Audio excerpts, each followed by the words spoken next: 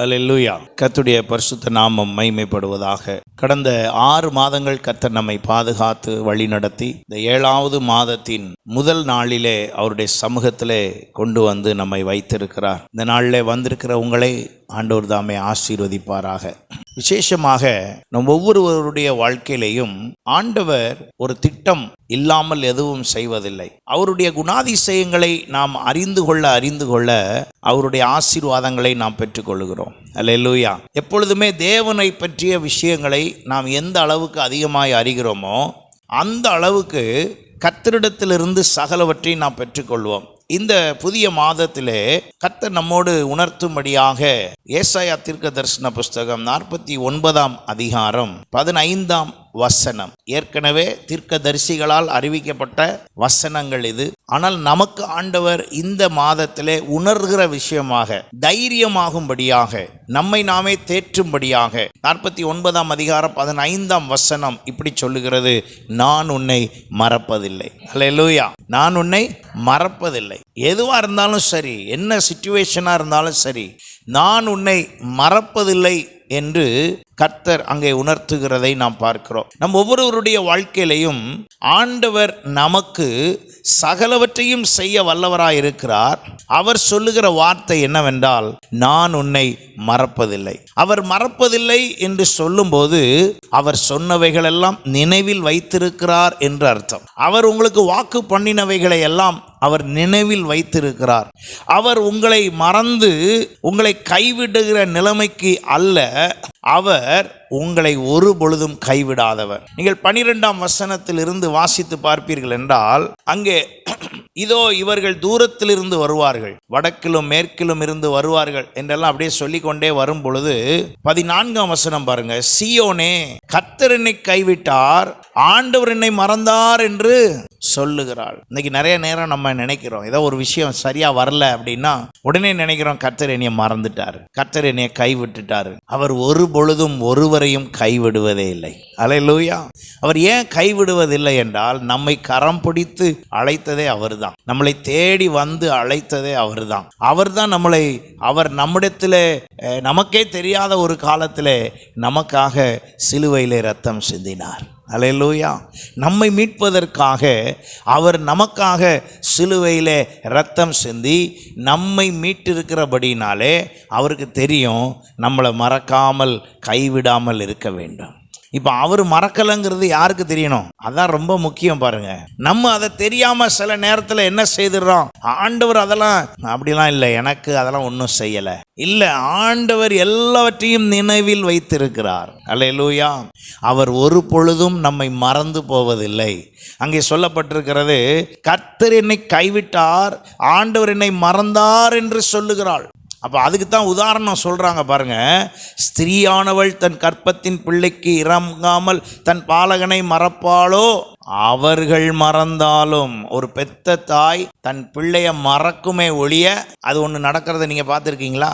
பெத்த தாய் பிள்ளைய மறந்து வேண்டாம் அப்படின்னு சொல்கிறத நீங்கள் பார்த்துருக்கீங்களா? நான் பார்த்துருக்குறேன். அந்த நேரத்தில் எனக்கு இந்த வசனம் ஞாபகம் வந்துச்சு. ஸோ இதைத்தான் ஆண்டவர் சொல்கிறாரு போல. பெத்த பிள்ளைய தாய் கண்டிப்பாக என்ன செய்யுது? மறக்குது, தூக்கி எறியுது. பேப்பர்லலாம் வாசிக்கிறோம், டிவியில் பார்க்குறோம், நியூஸில். பெத்த பிள்ளை அனாதையாக ஒரு குழந்தை கிடக்குது. என்ன நடந்திருக்கிறது? அங்கே ஒரு தாய் அந்த குழந்தைய தூக்கி என்ன பண்ணிருச்சு? எரிஞ்சிட்டு போயிருக்குது. அதைத்தான் ஆண்டவர் சொல்லுகிறார். அப்படி ஒரு வேளை தான் சுமந்து பெத்த பிள்ளையை ஒரு தாய் ஒருவேளை வெறுக்கலாம், ஆனால் நான் உங்களை ஒரு பொழுதும் என்ன செய்வதில்லை? மறப்பதில்லை. ஹல்லேலூயா. நம்முடைய தேவன் நம்மை மறவாமல் நினைத்தருளி இருக்கிறார். அவர் மறவாமல் நம்மை எல்லாவற்றையும் செய்ய வல்லவராய் இருக்கிறார். அவர் நமக்கு கொடுத்த வாக்கு தத்தத்தை அவர் மறக்கவில்லை. அவர் நம்மை அபிஷேகம் பண்ணினதை அவர் மறக்கவில்லை. அவர் நம்மிடத்திலே கர்த்தர் கொடுத்ததான உடன்படிக்கை, ஏற்படுத்தின உடன்படிக்கையை அவர் மறக்கவில்லை. நீங்கள் அவரிடத்தில் செய்த பொருத்தனையும் அவர் என்ன செய்யவில்லை? மறக்கவில்லை. ஆண்டவர் ஒரு பொழுதும் எதையும் மறந்து விடுகிற தேவன் அல்ல. அவர் எல்லாவற்றையும் நினைவில் வைத்திருக்கிறார். வேதம் சொல்லுகிறது, நம்முடைய கண்ணீரை கூட அவர் என்ன செய்து வச்சிருக்காருன்னா கணக்கில் வைத்திருக்கிறார். கணக்கில்னா என்ன அர்த்தம்? எல்லாம் கவுண்ட் பண்ணி ரெடியா இருக்கு. அப்ப எல்லாமே அவர் வைத்திருக்கிறார். அப்ப எல்லாத்தையும் அவர் கவுண்ட் பண்றாருன்னா யோசிச்சு பாருங்க. அப்ப நம்ம செய்யறது எல்லாமே பேசுறது எல்லாமே அவர் கவுண்டில் வைத்திருக்கிறார். இப்போ உதாரணமாக ஒரு விஷயத்தை புரிந்து கொள்வோம். இப்போ நான் ஒரு காரியத்தை செய்வதற்கு முற்படும் பொழுது என்னுடைய சிந்தை எதை முதல் சொல்லுகிறது, எதை முதல் யோசிக்கிறது என்பதை கவனிக்கும் போது அதை வைத்துதான் நான் எப்படிப்பட்ட விசுவாசத்தில் இருக்கிறேன், என் தேவனை எங்கே வைத்திருக்கிறேன் என்பது அர்த்தம். ஆண்டவரை நான் எங்கே வச்சிருக்கிறேங்கிறத எப்படி நான் சொல்ல முடியும் அப்படின்னா, என்னுடைய ஃபர்ஸ்ட் ஸ்டெப், ஒரு பிரச்சனை வருது, ஒரு பிரச்சனையை கேள்விப்படுறோம், கேள்விப்பட்டவுடன் முதல் உங்களுக்குள் வருகிற சிந்தை, யாராவது உங்களை நீங்களே ஞாபகம் மூட்டி யோசித்து பார்க்க முடியுமா? முதல் சிந்தை, அந்த நேரத்தில் ரியாக்ஷன் என்ன? அதுதான் உங்களுடைய விசுவாசத்தையும் கர்த்தர் பேரில் நீங்கள் வச்சிருக்கிற நம்பிக்கையும் காண்பிக்கிறது. ஆண்டவரும் பாருங்க அந்த இடத்த தான் கவனிக்கிறார். ரொம்ப அந்த இடத்துல நீங்க ஆண்டவரை முன் வைக்காம வேற மாதிரி பேசிட்டு அப்புறமா சரி விடு, ஒரு 8க்கு வேணா பாஸ்டரை பார்த்து ஒரு ஜெபமெண்ட் வந்துடும், கடைசியா ஒரு முடிவுக்கு வந்தீங்கன்னா, அவர் சொல்றாரு எடுத்த உடனே யார் நினைப்பு வந்திருக்கணுமா? அவருடைய நினைவு வந்திருக்க வேண்டும். இப்ப அந்த இடத்துல தான் நம்ம நிறைய நேரம் மிஸ் பண்ணிடுறோம். அப்ப அவர் சொல்லுகிறார், ஒரு தாய் தன் குழந்தைய மறக்குமே ஒழிய நான் உன்னை என்ன செய்ய மாட்டேன், மறப்பதில்லை, நான் உன்னை மறப்பதில்லை. அப்போ அவர் மறவாமல் நம்மை நினைவா இருக்கிறார் என்றால் அப்ப நம்ம எப்படி இருக்கிறோம்? அதில் தான் 16ஆம் வசனம் பாருங்களேன்.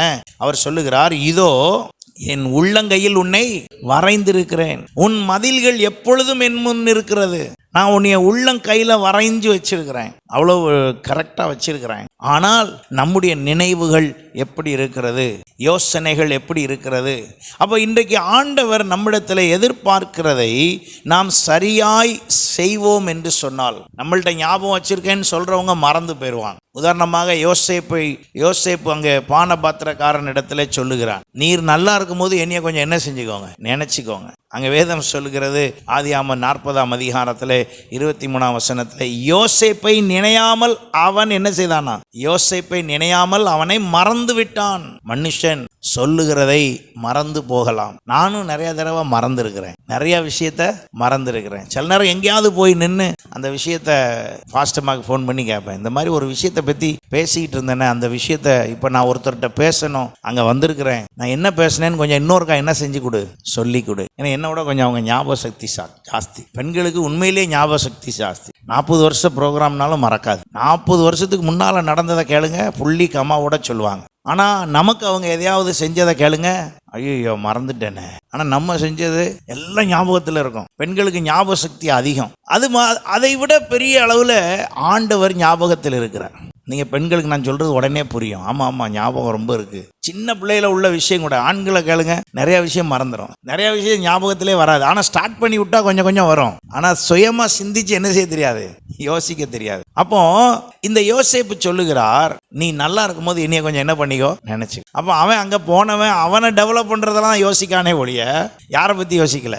ஆமாம், உலக மனிதன் நம்மளை குறித்து சிந்திக்கணும்னு நம்ம எதிர்பார்க்கிறதே தவறு. ஏனென்றால் ஒன்று, அவனுக்கு ஞாபகம் இருக்க வேண்டும். 2, அவனை குறித்தே சிந்திக்கிறதுக்கே அவனுக்கு நேரம் இல்லை. ஆனால் ஆண்டவர் சொல்லுகிறார், நான் உன்னை என் உள்ளங்கையில் வரைந்து வைத்திருக்கிறேன்.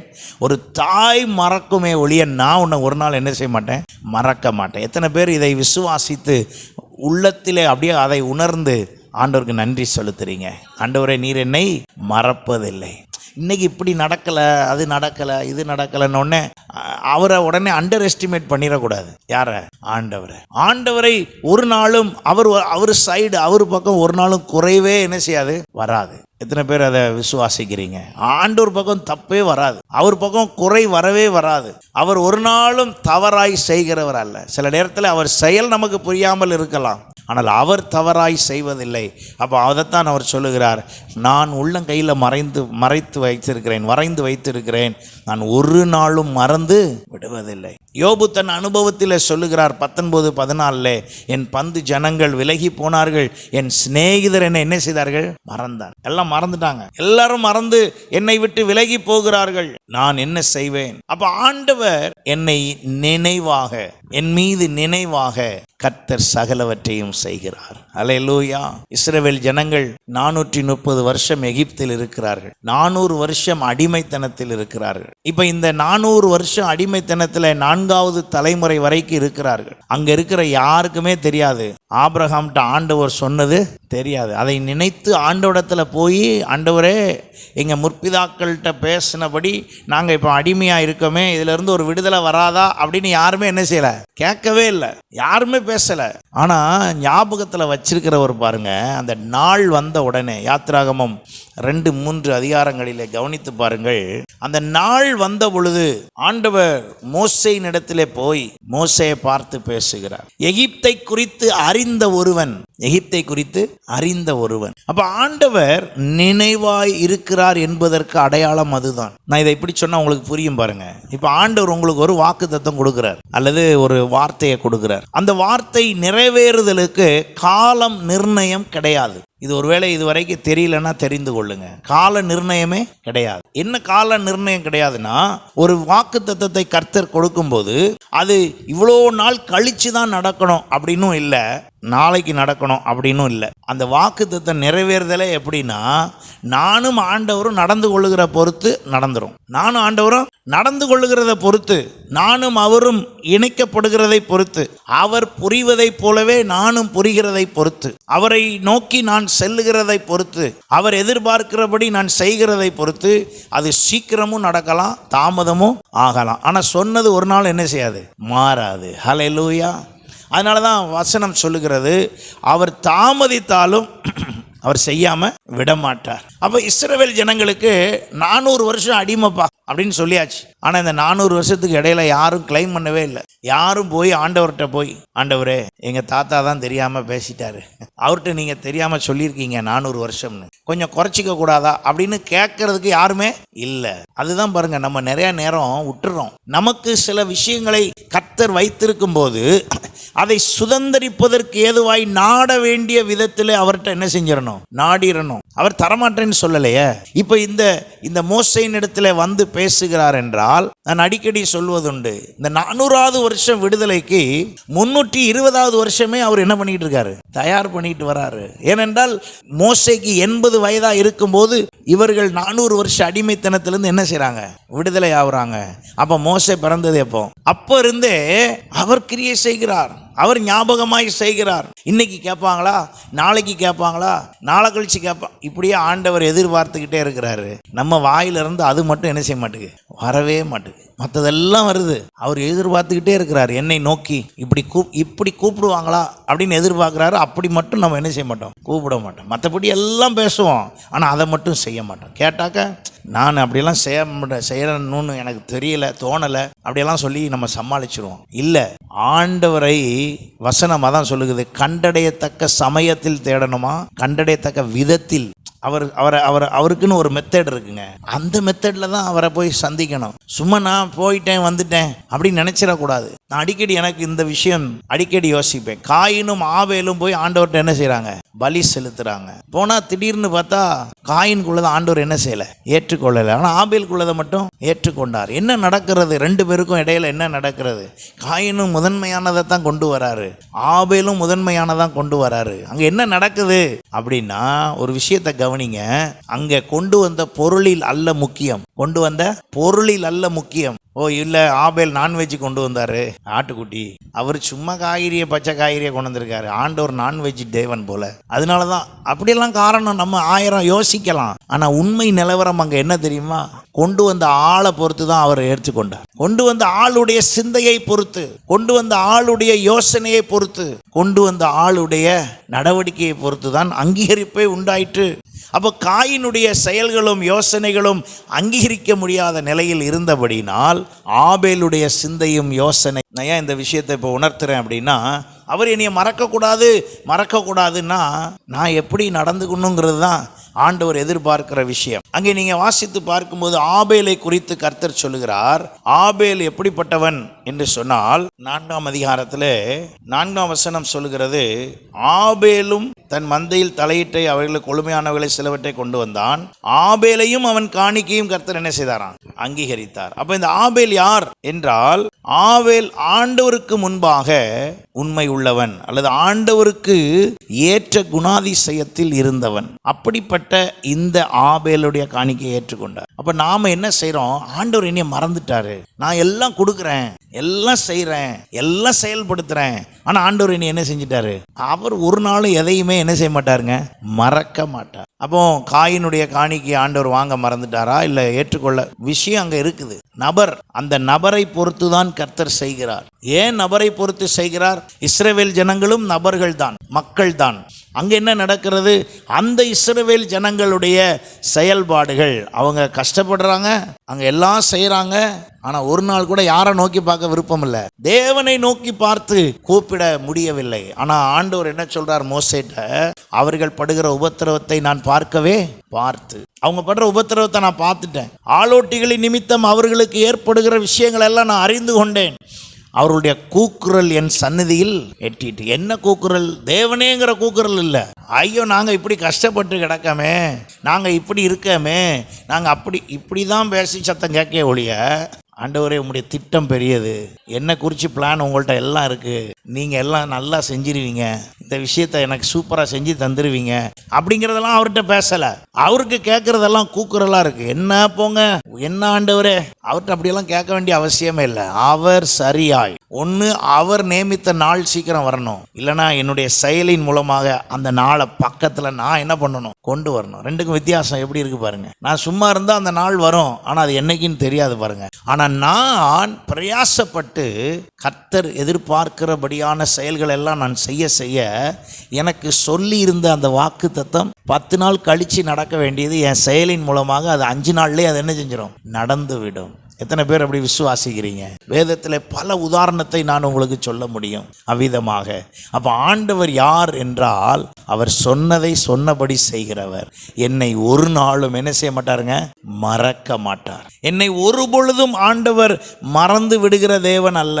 ஆனால் நம்ம நிறைய நேரம் அவரை என்ன பண்ணிடுறோம், மறந்து விடுகிறோம். ஆண்டவர் நம்மை பார்த்து சொல்லும்போது நாம் அவரை மறந்து விடுகிறோம் என்பதற்கு அவர் சொல்லுகிற விஷயம் என்னவென்று சொன்னால், அவருக்கு கொடுக்க வேண்டிய நேரத்தை கொடுக்கலனாலும் மறந்ததா அர்த்தம் தான். அவருக்கு கொடுக்க வேண்டிய காணிக்கை தசம பாகங்களை கொடுக்காததும் மறந்ததாக அர்த்தம் தான். அவரை பற்றி இன்னொரு இடத்தில் சொல்வதற்கு வாய்ப்பு இருந்தும் சொல்லாமல் இருந்தால் அதுவும் என்னதுதான், மறந்ததாக அர்த்தம் தான். அவரை குறித்து அறிவிக்க எனக்கு நல்ல ஒரு சான்ஸ், வாய்ப்பு வருகிறது, நான் சும்மா இருக்கிறேன் என்றால் அதுவும் என்னதுதான், மறந்தது தான். நான் எப்போ ஆண்டவரை மறந்தேன் அப்படின்னு நீங்கள் நினைக்கலாம். சில பேருக்கு சும்மா லேசாக ஏதாவது நடந்தால் கூட சோத்துறோம், அதெல்லாம் கரெக்டாக சொல்லுவாங்க. ஆனால் இயேசுவை பற்றி இன்னொருத்தட்ட போய் என்ன செய்ய மாட்டாங்க, சொல்லவே மாட்டாங்க. ஏன்? ரெண்டுக்கும் என்ன வித்தியாசம்? இவர்கள் சொல்லும்போது இவர்கள் பழக்கம் போல இயேசுவே சோத்திரம் எல்லாம் சொல்லிடுவாங்க. ஆனால் ஒரு நபரிடத்தில் பேசுவதற்கு நல்ல வாய்ப்பு வருகிறது, அங்கே சொல்றதில்லை. அது எதை குறிக்கிறது? மறந்ததை குறிக்கிறது. அப்ப நாம் எத்தனையோ முறை ஆண்டவரை மறந்திருக்கிறோம், ஆனால் அவர் சொல்லுகிறார், நான் உன்னை மறப்பதில்லை. அல்லேலூயா. ஆகையினாலே அன்பு தேவ பிள்ளைகளை, உங்க வாழ்க்கையில ஒருவேளை நீங்க மறந்ததா நினைச்சீங்கன்னா இன்னைக்கு மாத்திக்கோங்க. கர்த்தர் உங்களை ஒரு பொழுதும் மறப்பதில்லை. ஆனால் நம்ம நினைக்கிற மாதிரி நமக்கு எப்போதுமே 2 minutes நூடுல்ஸ் தான். எல்லாமே எப்படி நடந்துடணும், உடனே நடந்துடணும். ஒரு விஷயத்த வேதத்திலிருந்து சொல்லி நம்ம ஜெபம் பண்ணுவோம். ஆண்டவர் சில விஷயத்த இப்படிங்கிறதுக்குள்ள செய்கிறார், சில விஷயத்த லேட்டாக தான் செய்கிறார் அவரே, சில விஷயத்த ரொம்ப காலதாமதம் பண்ணி செய்கிறார். யோனாவுக்கு ஆமணக்கு செடி எவ்வளோ வேகமாக வந்துச்சு, இப்படிங்கிறதுக்குள்ள வந்துருச்சு. ஆனால் வாக்கு பண்ணின கானான் மட்டும் உடனே என்ன செய்யலை, வரல. அது 40 வருஷம் ஆகுது. ரெண்டுக்கும் என்ன வித்தியாசம்? இந்த ஆமணக்கு செடி வளர்ந்தது எதற்கு என்றால் ஆசீர்வாதத்துக்கு அல்ல, யோனாவுக்கு உணர்த்துறதுக்கு. அப்போ அது வேகமாக வளருது, உடனே பட்டு போகுது, வேலை முடிஞ்சு போச்சு. ஆனால் இது அங்கே சொல்லப்பட்ட கானான் தேசம் அவர்களுக்கு வாக்கு பண்ணி குடியேறதுக்கு கொடுத்தது. குடியேறதுக்குன்னு கொடுத்ததுக்குள்ள அவங்களால என்ன செய்ய முடியலையா? ஏன் போல? காரணம் என்ன அப்படின்னு சோதிச்சு பார்த்தா, இவங்க அதை 40 நாள்ல சுதந்திரிக்கிறத இவங்களுடைய செயல்பாடுகள் தள்ளி வச்சுக்கிட்டே இருக்கு. அந்த சுதந்திரிக்கிறத என்ன பண்ணிக்கிட்டே இருக்கு, தள்ளி வச்சுக்கிட்டே இருக்கு. ஏன்னா இவங்க பிரயாணத்துல நிறைய இடத்துல தேவனை மறந்தார்கள். அவர்களுடைய பிரயாணத்தில் நிறைய இடத்துல தேவனை மறந்தார்கள். எப்படி தேவனை நான் மறந்திருப்பேன்? செங்கடல் முன்பாக வருகிறது. செங்கடல் முன்பாக வந்த பொழுது உடனே அவங்க என்ன செய்ய ஆரம்பிச்சாங்கன்னு வேதம் சொல்லியிருக்கு தெரியுமா? முறுமுறுத்தார்கள். முறுமுறுத்தால் அர்த்தம் என்ன? வல்லமை உள்ளவரை மறந்துட்டீங்கன்னு அர்த்தம். அங்க கொஞ்ச நாளைக்கு முன்னாலதான் அங்க அவ்வளவு ஆண்டவர் வாதைகளை அனுப்பி தன் தெய்வத்தினுடைய வல்லமையை காண்பித்தார். மோசே மூலமாய் தன்னுடைய வல்லமையை காண்பித்தார். அதே வல்லமையில் ஆண்டவரே இந்த வாதையெல்லாம் செய்தீங்களே, அதெல்லாம் சரிப்படுத்துனீங்களே, அது மாதிரி இந்த கடலை கொஞ்சம் சரிப்படுத்துங்களேன் அப்படின்னு ஒருத்தர் என்ன செய்யல, பேசலை. எல்லாம் மோசேட்ட போய் சொல்லுதாங்க, ஏன் அங்கேயே நாங்கள் ஒழுங்காக சாப்பிட்டுக்கிட்டு நல்லா தானே இருந்தோம், எங்களை ஆசீர்வாதம் பண்ணுறேன்னு கூட்டிகிட்டு வந்துட்டு இப்போ பாரும் முன்னால் செங்கடல் இருக்கு, பின்னால் யார் வரா, பார்வோன் சேனை வருது, இடையில மாட்டி நாங்கள் சாவ போகிறோம் போயா. இப்படி பேசுகிறத ஆண்டவர் என்னன்னு சொல்கிறாரு? மறந்துட்டீங்க. அந்த இடத்துல எனக்கு நினைவாக வரல அந்த 10 வாதை, எகிப்தின் தெய்வங்கள் இருந்த அந்த தன்மைகள் எல்லாம் ஆண்டவர் முறித்து அவருடைய வல்லமையை வெளிப்படுத்தினாரே. தலைச்சங்கன் வந்தது, என் பிள்ளெல்லாம் காப்பாற்றப்பட்டுச்சு, ஊருக்குள்ளே அவ்வளவு நடந்துச்சே, அது மாதிரி இப்போ இதிலிருந்து இனிய காப்பாற்ற மாட்டாரா அப்படிங்கிற நினைவு யாருக்கு வரல? இஸ்ரவேல் ஜனத்துக்கு வரல. தண்ணி கசப்பாக இருந்துச்சான், உடனே ஆண்டவரே ஒரு அற்புதம் செய்யுங்கப்பா அப்படி பேசலை. பத்தியாயா இனி அங்கேருந்து கூட்டிகிட்டு வந்து இப்போ என்ன பண்ணி வச்சிருக்க, இப்படி தான் பேச வந்துதான். அப்படி நான் பேச பேச அதனுடைய அர்த்தம் என்ன? நான் என்ன பண்ணிட்டேன்? தேவனை மறந்தேன், தேவனை மறந்தேன். வழியில் என்னெல்லாமோ பேசுகிறாங்களாம். வேதம் சொல்லுகிறது, எகிப்து தேசத்தில் ஆரம்பித்தவர்கள் 2 பேர் தவிர அங்கே போய் என்ன செய்யலையாம், நிறைய பேர் முடிக்கலை. காரணம் என்ன? வழியிலேயே எல்லாம் முடிஞ்சு போச்சு. அதுக்கும் காரணம் வேதம் என்ன சொல்லுகிறது? அவர்கள் என்ன செய்தார்கள்? மறந்தார்கள். அப்போ என்னுடைய எல்லா சூழ்நிலையிலும் நான் நினைவாக தேவனை துதிப்பேன் என்றால் நான் அவரை மறக்கவில்லை என்று அர்த்தம். ஆனால் அவர் என்னை உள்ளங்கையில் வரைந்து வைத்து என்னை கண்மணி போல காத்து எனக்கு மறவாமல் அவர் எல்லாவற்றையும் செய்கிறார். ஹல்லேலூயா. அப்படி மறவாமல் செய்கிற தேவன் நம்மை பார்த்து சொல்லுகிறார், நான் உன்னை மறப்பதில்லை. கர்த்தர் நிச்சயமாகவே மறவாமல் நம்மை வழி நடத்தி ஆசீர்வதிப்பாராக. God bless you.